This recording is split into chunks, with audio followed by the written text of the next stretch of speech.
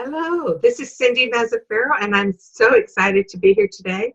I have a wonderful author and wonderful coach and therapist, if you will. Her name is Christina Marlett, and I would love to have her tell you a little bit more about herself to you. Christine, welcome, and thank you for being here with us today. Hi, Cindy. Thank you. Hello, everyone. I'm so honored to be here. So, what I would love to tell you about myself.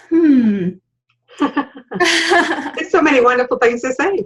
Yeah, where to start? So, I guess what I would love to share is that I absolutely love to help people who are, especially women, feeling overwhelmed, overworked, overscheduled, underappreciated, shift from totally frazzled to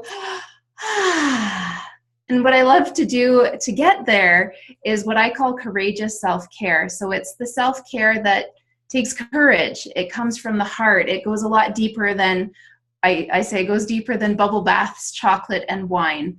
And those are pretty awesome. Yeah, and how I love to do that is I just finished doing my own weekly TV show that I did for every week for a year called the Courageous Self-Care Show. And I'm shifting into doing a video blog. So I'm going to have all sorts of great tips on how to shift into that courageous self-care. I also love to do retreats in person and virtual, getting people, especially women, and they tend to be leaders who have a lot on the go, who are so passionate about what they're doing that they give and give and give, and then they forget to take care of themselves. So that's who I love to work with through retreats and online, and then I do one-to-one coaching as well. Great. So tell me, what would be the three main areas that women are most stressed about? What areas, and then what three things can they do besides the bubble bath and chocolate and champagne that can help get them on the road again? Cindy, that's a great question. What I find is that in my research and being out and about with these overwhelmed women, and it's funny, whenever I tell men what I do, they say, "So you help all women?" So anyways, what I found is that there are three main areas where women struggle. Number one is feeling guilty for taking time for ourselves. Number two is the inner critic saying you don't deserve to take time for yourself. You have to prove yourself to everyone else. You have to prove your worth by taking care of everyone. And then the third part is finding time for ourselves.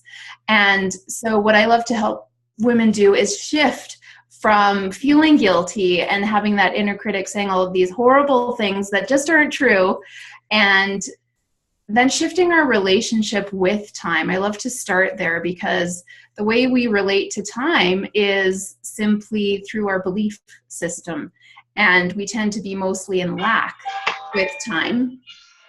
And it's truly a relationship that can be changed. And I know that because I've done it myself. I used to be so stressed and anxious about time. And I've been able to shift into knowing that I actually have more than enough time. Time is actually infinite. We have so much time.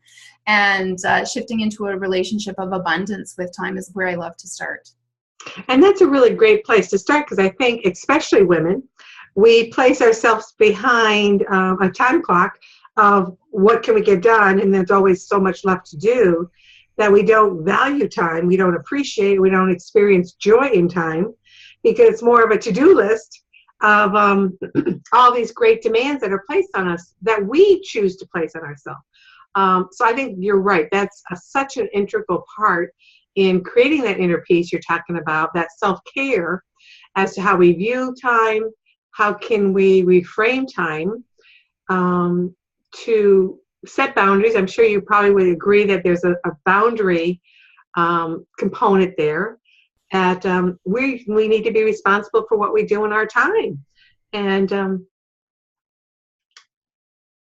the question I guess I would ask you is then, how do you help individuals to kind of compartmentalize their time when they have the husband's pull, the children's, the work, their own self-care? Then there's parents, the elderly parents that are starting to put more demands, and everything else that seems to be there. How do we reframe that and look at our demands with respect to time? Great question. I love talking about this. So the first thing I would say is to really start to notice what words you use around time, because those will show you what your beliefs are. And we have so many phrases that are showing us how we're in a lack relationship. We just don't have enough. Like, I need more than 24 hours in a day. How can I get it all done? Even the word busy, it's saying I'm not enough. If we go around when people say, how are you? When our answer is busy, that's not even a state. So I love words. I love to look up where they come from, what the true meaning is originally, and also then the energy of words. And so I actually chose to eliminate the word busy from my vocabulary. Now, do I have a lot on the go? Absolutely. But what I choose to say now is, if people say, wow, you're really busy, I say, no, actually, my life is so exciting because everything I'm doing is by my choice and I'm putting it in there. And I love to do what I'm doing. So yes, there's a lot on the go and it's exciting to me. And I'm sure you can feel the difference. I'm busy. My life is so exciting. It seems like a clear choice to me. So watching our words and even expressions like killing two birds with one stone. Do we really want to kill the birds? No. So first of all, being mindful about the words that we choose. And then one other thing that comes to mind, two other things. So the second one is, it is really important to watch whenever, as women, we say, I have to. Mm-hmm. That puts us into a full stress response hormonally. When we say, I have to do this, we're actually increasing our testosterone, which is a boost in our masculine energy. And it's not that we don't want to get stuff done, but for women, it's so important to go into the why am I doing this? I learned this from John Gray. And he shared that he gave a great example. He said, if I say I have to go pick up my kids, so then all of a sudden the testosterone goes up, the cortisol goes up, we have this stress and anxiety around it, and it doesn't feel good. So whenever we notice we are saying, I have to, we need to shift it into, why do I want to do this? Well, of course I want to go get my kids because I love them. Oh, I'm going to get my kids because I love them. And that gives us a boost in our estrogen and progesterone, which are the hormones that are our feminine energy, helps us feel good. And we want to get into those emotions. So that's tip number 2, is whenever, and I was hardwired when I started to notice, I have to. So being mindful about saying, like shifting that. If it pops out of my mouth and I say I have to, I actually correct it. I say, oh, wait a second. Why do I want to do this? Oh, it's because of this. So that's another tip. And then the third thing is, again, with words, a lot of people want to promote a balanced lifestyle. And for me, the word balance doesn't work. If you think of a scale, and I researched all the etymology of the word balance, but if you think of a scale, if your life is a scale, if you put even a feather on one side, all of a sudden you're out of balance. And we can cause ourselves so much guilt and pressure when we say, oh no, I'm so out of balance. And all it takes is just a feather or one little thing to knock us off balance. So what I choose to focus more on, because I just don't believe our lives can fit into a pie chart with percentages. Yes. What I choose to focus on is harmony. Harmony works so much better for me. And I think of it like a jazz band. So if one instrument is taking a solo, or if I'm focusing my energy on one thing, everyone else, all the other parts of my life are still in the background supporting that activity rather than it detracting. So if I think of it like I have kids, I have a husband, I know what you're talking about, I have the parents, and I have lots of roles going on. And before, when I was trying to make it balanced, it felt like if I was focusing on my work, then my kids were suffering, and that didn't feel good. When I shifted it into the idea of harmony, I am better able to focus on, in this time, okay, my role right now is to be working. I'm not feeling guilty about the kids because everything in the background is supporting me making this decision right now. Likewise, if I go spend time with my kids, I no longer feel like I have to think about work and feel guilty that I'm not spending time on that or on my husband or on my other roles, because everything in the background is supporting. And then another part of my life will take that solo, and it's about being creative in that solo rather than punishing myself for taking time in that energy. Wonderful. I was taking a few notes because I want to be able to come back, because you were really focusing on two different areas, and I think they're both really wonderful. And so just to recap, I love this this analogy of how we look at how we say things, and the energy that we put out in words and our tone, and the underlying feeling or statement that we use. And I think that's so very, very much appropriate. And so the wording as I have to, there's an urgency, there's a weight that you are required to do it. Usually it's from an external source that you choose to carry that weight to do. So there's like already a implication, if you will, that you must do this or you will fail. And so that there's nothing positive about that at all. It's like so much so stress. And I think everyone that's listening this can relate to that connection, that whatever we're doing in the present, we all have heard the terminology living in the now. And so this is the only time that you would say, I have to, is in the now. You can talk about I have to do this later. Again, there's still an energy, but when you finally get to doing it, it still carries this enormous weight upon it. So I love that you just shift that by saying, why is it that I choose to do this? First of all, you don't have to do anything. You have free will to say, no, this is outside. I don't choose to do this. But if I do it, why am I wanting to do it? I love that. And it's so empowering to the individual to be able to take ownership in what you choose to do, but then also realize, why are you doing it? And then to enjoy that process. Otherwise, why bother doing it? Exactly. And, this is so important. People say, well, what do you mean? I can't always enjoy everything. And so, for example, if you're going into a hospital to see a friend or a family member, you can be doom and gloom and go in.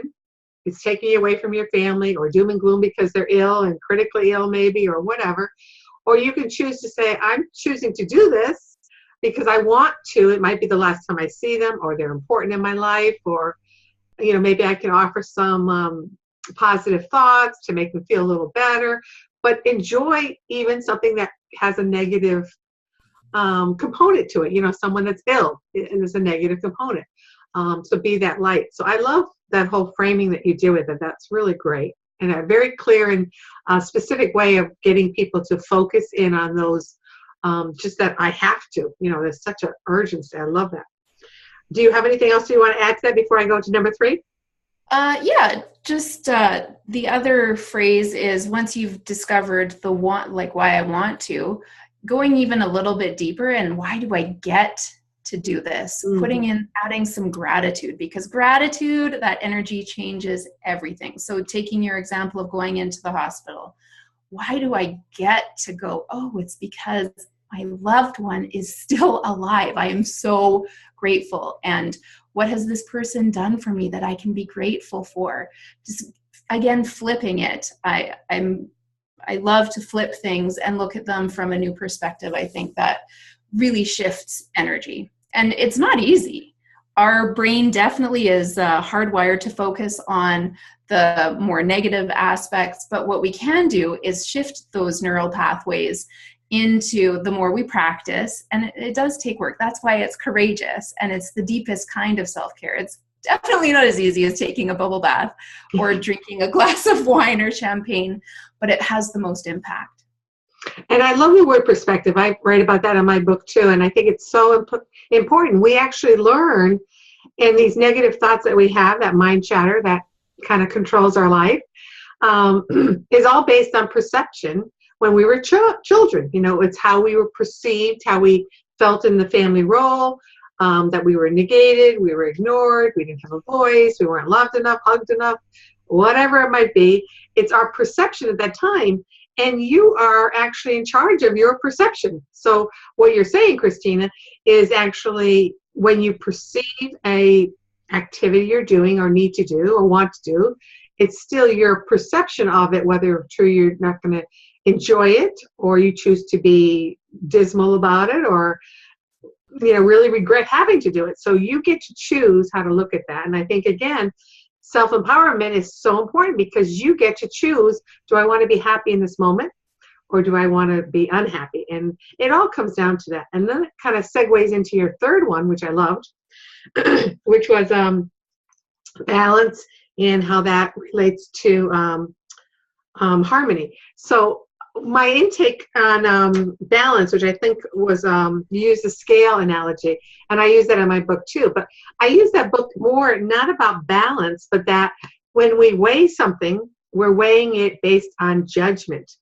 And that puts a weight on it. So whether we are judging ourselves too severely, or we're judging others, or we're using that judgment of our perception to weigh how we weigh or how we're valued or others are valued based on that perception of judgment. And so a lot of that judgment component actually creates the imbalance that we see in ourselves and in life and in others. So I just like to add that little part because I think that it's through our judgment of self and others that really creates, again, that unhappiness of what we are, what's happening in our life, and what's happening in our relationships and everything else. Mm-hmm. And I think the biggest thing about judgment is judging ourselves for judging. And when we can release that and we are going to judge, that's built into, it's hardwired. We're going to judge ourselves. We're going to judge others. And the higher level step is being able to say, hey, I'm human. I remember specifically one time when I had just become aware that I was very judgmental of other people, and I've toned it down. I've shifted my habits around that, but I realized, oh my gosh, I am so judgmental. And then I started feeling so bad. And then I realized, now I'm judging myself for judging other people. Oh, well, look at you, Christina. You are just too cute. Judging yourself for judging other people. This is a total waste of energy. So let's lighten up about it. I know what you're talking about, because as soon as you realize you need to stop a certain behavior, then you start to catch yourself, okay, I'm thinking this way, whether it's about yourself or others. And it doesn't even have to be judgment. It could be about anything. All of a sudden you're saying, well, I'm catching myself, so that means I was doing it wrong. I'm trying to correct myself, and now I'm trying to correct that I'm correcting myself. And you kind of get entangled in trying to process this resolution, if you will, this correction of behavior and thought, that all of a sudden it's kind of like, did I actually improve? And I think we do, because we're stopping it from escalating into a full-blown emotional outblast, and which is only going to cause more internal unrest and internal unhealthiness, as well as physical unhealthiness outside, and you're not going to be enjoying the activity. So this is really good. So let's go on to the balance versus harmony. So, and I agree. I think that also harmony to me is a state of ease and grace. It's about just being totally at bliss of experiencing harmony or peacefulness within yourself. And all those words kind of resonate with each of us differently. So you have to find the word that resonates for you. Yes. But again, for me, I think the harmony is beautiful. I love that word. And that you can be harmonic. You can be in harmony within yourself when you're not creating the judgment and the analysis and the critique, which Christina, you referred to as the being out of balance. So, I think that we create our unbalance because we're always judging ourselves based on an old perception of what we think other people are thinking, and all of it is so untrue and not even accurate in the present moment. So being present and really being at peace and honoring this self-care you talked about, which I think is so important, really gets us to a place of kind of utopia within ourselves. Do you agree?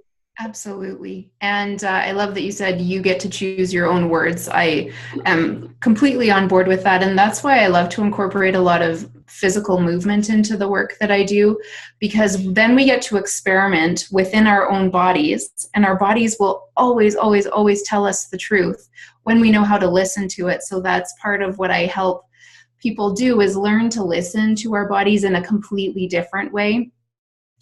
And I have this whole exercise actually that you get to experiment. Does balance resonate with you? Does harmony resonate with you? And then you get to choose. And it might change throughout time. Like I used to really strive for balance. And then when I noticed by doing this movement activity, oh, I'm so much more resonating with harmony right now as a whole being, not just with my mind. I love to bring the body into create that extra awareness. And that's something that's called embodiment, which is a form of coach training that I studied. Wonderful. And I know Christina. I've worked with her in a couple seminars and things, and she does do this beautiful dance movement, and she calls it ugly dancing. She's written a book. And what she really encourages you to do is to be so free within yourself that you can move any which way, to release just anything of you, and where there's no judgment, and just being totally authentic and moving and finding that harmony, balance, whatever word you want to use. And that I think it gives you freedom. I think what it allowed, at least when I saw the people participating, myself included, is it allows us to move and not be in balance, and not to be even harmonic, to be like kind of outrageously courageous, to just be bold and just give it all out there, and not really care if everyone likes what they see. And that is not a moment in life that we really can do that, because we're always concerned what people are going to see, and we kind of refrain. We're cautious how much we want to put out there to the world. So I love that whole concept of body movement and connecting with inner self and freedom and acceptance, and that's just really great. Well, thank you. And I wrote a chapter about that in my book called The Dance Playground. I feel like dance is a wonderful or mindful movement, if the word dance triggers you, which it does for some people. I feel like movement is a wonderful way to get to know ourselves, because the way that you move is the way that you are. Even if you refuse to move, there's a big block right there. Like, as humans, we're made to move. We're not just heads going around from one place to the next. We have these bodies with so much ability to express and experience the world. And it's just a playground. And for me, I am a recovering perfectionist. I grew up actually tap dancing, which is all about, the way that I learned it was all about getting it exactly right. It wasn't until my 30s that I learned that there was a different way to move. And when I discovered that, this whole other, actually I opened up to all my emotions, which had been suppressed for a really long time. It was movement and this ugly, awkward dancing that I call it, that helped me release that perfectionism. And because I could play with that through movement, it started being easier to play with it in other areas of my life. And I realized that life, along with dance, is actually about, it's so much about how it feels, not about how it looks to others. If it feels good to us, who cares what other people think? If it feels... That brings up a really great point about that movement. And, I even find singing, I think people have so constricted their voices that I often tell my clients, go around, sing in the shower, sing, pick your favorite song and sing, and let it be loud, and who cares what it sounds like, just to release that energy. And the same thing was with dance and movement. I think you're so right, because we're so used to walking a certain way, being controlled, and everything is so constricting that even our blood flow changes, our neuromuscular activity changes, our muscle tone changes. You can tell if someone's stressed, sitting there, if they're relaxed, all of that is so important. So movement and dance is just so fabulous. And I know, Christina, you could share with us how to get involved or to see your year-long worth of videos and interviews on the Courageous Living and Courageous Self-Care program that you put together. How can people actually connect to that? Well, thank you for asking. My website is courageousself-care.com, and on there it Yes, I'm working on getting all of the different programs on there, but right now what's on there is the beginning of my video blog, and some of my shows are uploaded onto there, and then my upcoming retreats and my online course are all on there. So everything you need is on the Courageous Self-Care website. That's great. Now, you mentioned retreats, and I actually was very interested in hearing about it. I believe it's in Costa Rica. Mm-hmm. Yes. Do you want to tell us the dates? And if they're interested, they can go to your website and find out more about it. Yes, that is a great idea. Now, off the top of my head. Is it in September, I believe? I have one coming up next. I shifted them to next year to give myself more spaciousness, because I did notice I was feeling tense around time, and I don't want to be that way. Right. So I shifted them until March of next year, and then August of next year of 2018. And what it is, so you know how when you unplug, like if your computer's not working and you unplug it, it generally starts working again, or same thing for your phone. Humans are the same way. We need to unplug from time to time to start functioning at our optimum again. And so this retreat is taking place at this beautiful oasis in Costa Rica, where you get to unplug completely. There is a chef who cooks all local organic food. He even climbs the coconut trees every morning to get fresh coconuts for breakfast, which for some reason just absolutely delights me. And it is all open air bungalows. So when is the last time you spent a full week outside, sheltered, of course, but breathing fresh air? That this air is mixed from the jungle and the ocean. And there is work that we do to create these new self-care habits and to really play some more in our feminine energy. And then there's also so much spaciousness of time where your biggest decision is, am I going to nap or walk on the beach or read a book? Oh, I could do it all because there's just time for me. That sounds great. That sounds great. And you know, hugging a tree to go up and get that coconut, hugging a tree is a wonderful energy exchange. And I encourage all of you listening to go hug a tree, walk in the grass barefoot, and to feel that air and the sunshine and all that before we go and attend next March at your retreat, because we need to do this on a daily basis, because it's so important to connect to the natural elements that we actually can experience from day to day. So It's been really wonderful. Is there anything else you want to leave us with?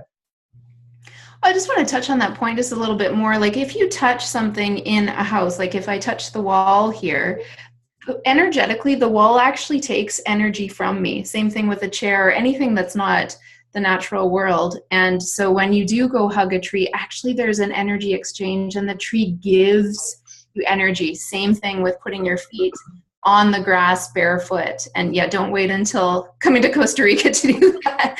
It's free. We can do it as often as we want. We just have to have the courage to step outside and step away from the work and the busyness and the mind that's saying we have to get this done, to pause. And I'm a big believer in connecting with nature purposefully and mindfully. And that's such a wonderful way to do it. So I'm glad you recommended those ways to connect with nature. Again, and I thank you so much, because I think you gave us so many great, valuable, practical tools that we can use right away in our lives, and they're so important. And honoring and taking care of ourselves is really a paramount and integral part to creating a life that brings us great joy. And it starts within. And when you have this awareness of self and you care for yourself, then you can actually look more caring on others. You can be more out there, available to them in a very kind and compassionate way. But if we don't take care of ourselves, then we come into the world, into the external world around us with anger, resentment, judgment, criticism, anger, so many words. So when you start to feel this wonderful inner love of self and caring of self, then your world will change so much in exponential ways in all areas of your life.